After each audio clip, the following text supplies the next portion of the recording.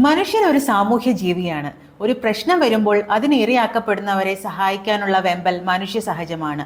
നമ്മുടെ നാട്ടിൽ പ്രളയം വന്നപ്പോഴും കോവിഡ് മഹാമാരി ഉണ്ടായപ്പോഴും വയനാട് ഉരുൾപൊട്ടലിന്റെ സമയത്തുമെല്ലാം ഇതിന്റെ നേർക്കാഴ്ച നമ്മൾ കണ്ടതാണ്.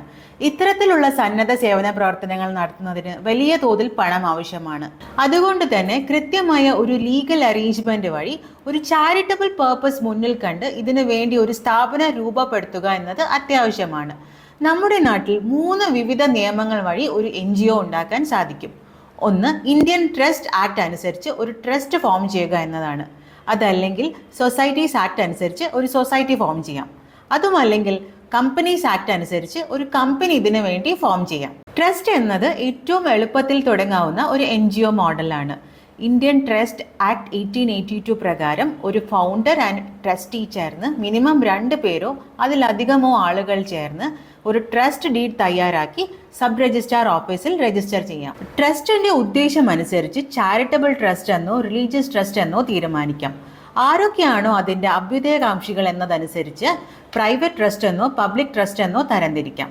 ട്രസ്റ്റിന്റെ registered office, objective, members, trustees ഇതിലൊക്കെ മാറ്റങ്ങൾ ട്രസ്റ്റീഡ് അമെൻഡ് ചെയ്യുന്നതിലൂടെ സാധ്യമാണ്. സൊസൈറ്റി എന്നത് മിനിമം 7 അതിലധികമോ പേർ ചേർന്ന് രൂപീകരിക്കുന്ന ജനാധിപത്യ രൂപത്തിലുള്ള ഒരു സംഘടനയാണ്.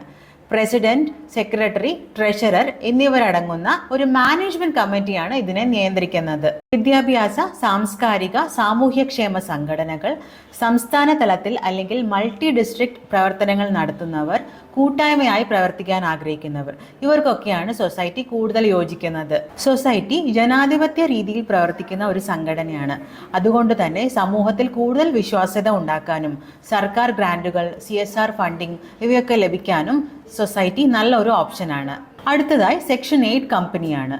ഇത് കമ്പനീസ് ആക്ട് പ്രകാരം രജിസ്റ്റർ ചെയ്യപ്പെടുന്ന ഒരു നോൺ പ്രോഫിറ്റ് കമ്പനിയാണ്. ലാഭം നേടാനല്ല, മറിച്ച് സാമൂഹ്യ സേവനങ്ങൾക്കായാണ് ഇത് പ്രവർത്തിക്കുന്നത്. കമ്പനീസ് ആക്ട് അനുസരിച്ച് രജിസ്റ്റർ ചെയ്യപ്പെടുന്നത് കൊണ്ട് തന്നെ മികച്ച വിശ്വാസ്യതയും നിയമപരമായ സംരക്ഷണവും ഇത് ഉറപ്പുതരുന്നു. CSR ഫണ്ടുകൾ, ഫോറിൻ ഫണ്ടുകൾ, ഗവൺമെന്റ് ഗ്രാന്റുകൾ, അതുപോലെ 12A, ATG, CSR1, FCRA, NGO Darpan തുടങ്ങിയ രജിസ്ട്രേഷനുകളെല്ലാം എളുപ്പത്തിൽ നേടാൻ സെക്ഷൻ 8 കമ്പനികൾക്ക് സാധിക്കും. എന്നാൽ സാധാരണഗതിയിൽ സെക്ഷൻ 8 കമ്പനികൾക്ക് രജിസ്ട്രേഷൻ, വാർഷിക ഫയലിംഗ്, ROC റിപ്പോർട്ട് തുടങ്ങിയവയ്ക്ക് ചെലവ് വളരെ കൂടുതലാണ്.